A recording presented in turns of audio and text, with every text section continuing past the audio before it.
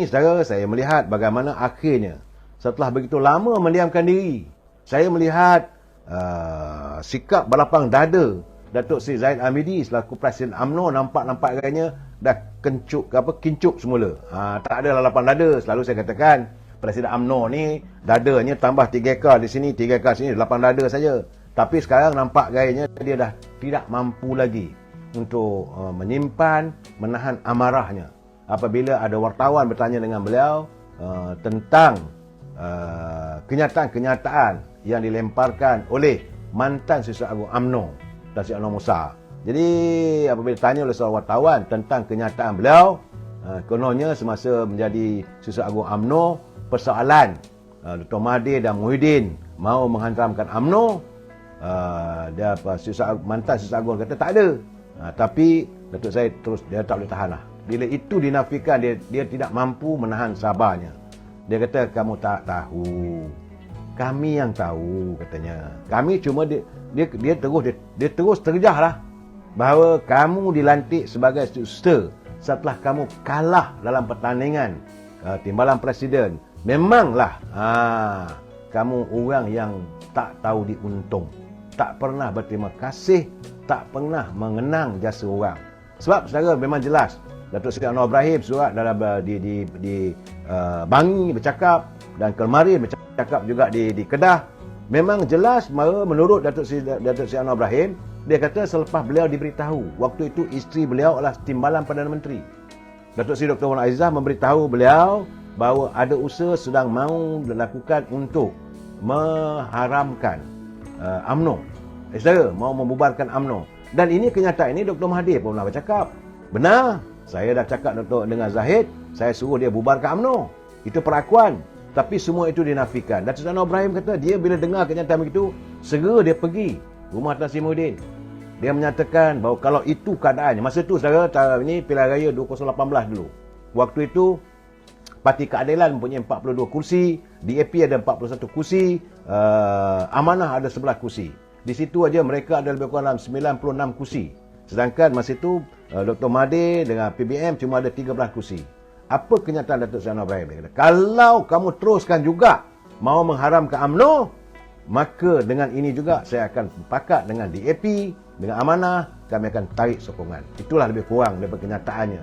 Jadi sebab itulah usaha untuk membatalkan UMNO ini tidak berlaku. Sebab itu dia kata bila Dr. Mahathir bertanya dengan dia, you masih baik lagi ke dengan Datuk Najib dan dengan Zahid Hamidi, dia kata dia malah nak jawablah soal itu. Jadi kenyataan itu membuatkan Presiden UMNO, Datuk Seri Zahid Hamidi, merasakan dan menyifatkan bekas Siswa Agung UMNO itu umpama kaduk naik junjung, saudara. Apabila beliau menafikan wujudnya cubaan untuk mengharamkan Parti UMNO pada tahun 2018. Dia secara serius, Datuk Seri Zahid Hamidi mendakwa, dia kata hanya dia sahaja yang tidak tahu mengenai cubaan mengharamkan UMNO ataupun buat-buat tak tahu. Sedangkan semua pemimpin UMNO telah pun dimaklumkan mengenai usaha terbabit yang dirancang oleh bekas Perdana Menteri Tun Dr. Mahathir. Jadi selaku Timbalan Perdana Menteri, beliau menganggap mantan, saya tak nak sebut nama lah saudara, mantan Siswa Agung itu tidak tahu mengenai usaha mengarahkan UMNO kerana hatinya sudah ke sana. Hatinya sudah berada di sebelah sana. Sebab itu dia menafikan. Dan sebab itu dia merujuklah. Dia percaya bahawa semua itu kepada bahawa dia sudah mula berminat untuk berada di menyokong PAS dan sebagainya. Saya nak bagi tahu, dia kata, mantan Siswa Agung tu, kamu tahu apa? Kamu jadi Siswa Agung pun saya lantik selepas kamu kalah jawatan timbalan presiden. Wah, sebiji dia bagi, saudara. Hati kamu lebih ke sana. Bila kita adakan muafakat nasional dan penyatuan ummah, kerjasama di antara UMNO dan PAS, hati kamu ke belah sana, bukan untuk menjaga UMNO. Jadi jangan bercerita lagi lah yang kononnya saya dan kepimpinan utama tak tahu. Kamu seorang yang tak tahu sebab hati kamu tidak bersama dengan UMNO. Walaupun kamu Siswa Agung UMNO dan Barisan Nasional. Inilah, ini marah betul saya nampak kali ni. Cara Datuk Seri Zahid bercakap memang dia nampak marah. Saya kenal dia secara peribadi, dia tak pernah melafazkan kata-kata sedemikian. Tapi kali ini, dia benar-benar melontarkan kenyataan yang dia tak boleh tahan lagi. Dia tak boleh simpan lagi amarahnya. Sebab dia kata, inilah jenis orang yang tak tahu mengenang jasa. Dia bukanlah seorang yang suka mengungkit, saudara. Tapi kalau dia kata, inilah jenis orang yang tidak tahu mengenang jasa. Bila kaduk naik junjung, inilah peribadi seorang itu. Itu katanya, sebab itu bila dah tanya lebih, dia terus bangkit, dia tinggalkan. Dia tak mau layan lagi lah. Saudara, ini keadaannya saudara. Apabila mereka berada di luar UMNO, mula maki UMNO. Sedangkan saudara, kekayaan yang mereka miliki, kehidupan keselesaan mereka, kerana UMNO mereka dapat jadi menteri. Kerana UMNO mereka boleh menimba kekayaan. Tapi bila jawatan mereka tidak ada dalam UMNO, mereka tidak dilantik sebagai calon dan sebagainya, maka mereka sanggup melakukan tindakan yang kalau boleh turut bersama-sama dengan Perikatan Nasional mau membunuh UMNO. Ini yang membuatkan Datuk Seri Zahid Hamidi selaku Presiden UMNO, dia tak boleh tahan. Kalau orang yang dulu dianggap sebagai kawan, orang yang dulu dianggap sebagai sahabat, yang cuba dibelai olehnya, walaupun boleh berhadapan dengan macam-macam tomahan, dia sanggup berhadapan. Tapi mereka sekarang ini sanggup menuduh dari belakang dan menikamnya dari belakang. Ini keadaan saudara. Dalam keadaan-keadaan begini, rasanya saya rasa sebab itu bagaimana apa yang dilontarkan oleh Yang Amat Berhormat Datuk Seri Anwar Ibrahim berhubung tentang kemungkinan berderit tu, itulah maksudnya. Saya rasa sebab beliau sekarang jadi Perdana Menteri, semua fail-fail sudah sampai kepada beliau. Sama nak buat dengan tak buat saya lagi, tak tahulah saya. Tetapi saya rasa mungkin besar kemungkinan pasti tindakan akan dilaksanakan, dan beliau tentulah telah pun diberitahu, diberi penjelasan oleh pihak berwajib mereka yang akan dikenakan tindakan, termasuk lagi satu kes sekarang. Begitu juga tiba-tiba saja nama orang macam Tan Sri Anwar Musa dikaitkan.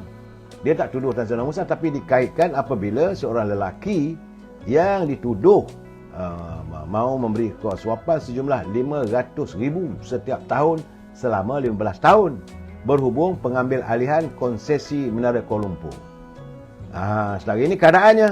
Jadi keterdesakan pemimpin-pemimpin ini diterjemahkan dengan tindak tanduk mereka menyerang kepimpinan negara saat ini. Demi menurut saudara Syed Badli, semua itu adalah kerana mereka mahu segera merubah kepimpinan supaya dapatlah menyelamatkan diri. Saya kata tak boleh. Kalau fail dah buka, susah. Kalau dah dibuka fail tu, takkan boleh pula nak buat zaman dulu-dulu, zaman sebelum ini. Dulu-dulu boleh saudara. Itu keadaannya saya jelaskan saya.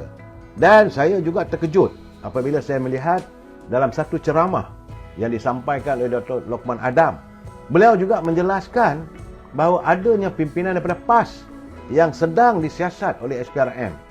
Khususnya dia kata macam di Terengganu, pimpinan PAS berhubung dengan penyalahgunaan kuasa yang menyentuh soal pemberian tanah. Ini bukan main-main saya. Berat ni kes ni.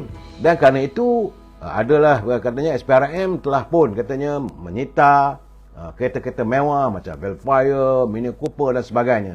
Dan semua ini bukan sesuatu benda yang mudah untuk mereka melepaskan diri, kerana bukti jelas macam mana saya katakan, menurut kenyataan daripada Ketua Perhubungan UMNO Terengganu, Datuk Mat Said, itu bukan satu kes yang paling kecil saudara. Bahawa itu dilihat bahawa satu khianat pada rakyat. Tanah yang sepatutnya dibangunkan untuk kepentingan rakyat telah diberi pada pihak-pihak tertentu, sedangkan rakyat nak dapat tanah untuk kawasan pertanian dikenakan bayaran yang begitu tinggi, jauh lebih tinggi daripada yang ditawarkan tanah yang ada di Bandar Kuala Terengganu. Itu keadaan saudara, bukan main-main, bukan kaleng-kaleng saudara. Isu penyelewengan tanah di Terengganu didedahkan. Datuk Lokman juga mendedahkan. Jadi saya rasa saya melihat bahawa dalam keadaan sekarang, apa yang dilontarkan oleh Syed Badli dari Parti Keadilan itu, saya kata banyak fakta-fakta yang agak merunsingkan fikiran saya sebenarnya saudara.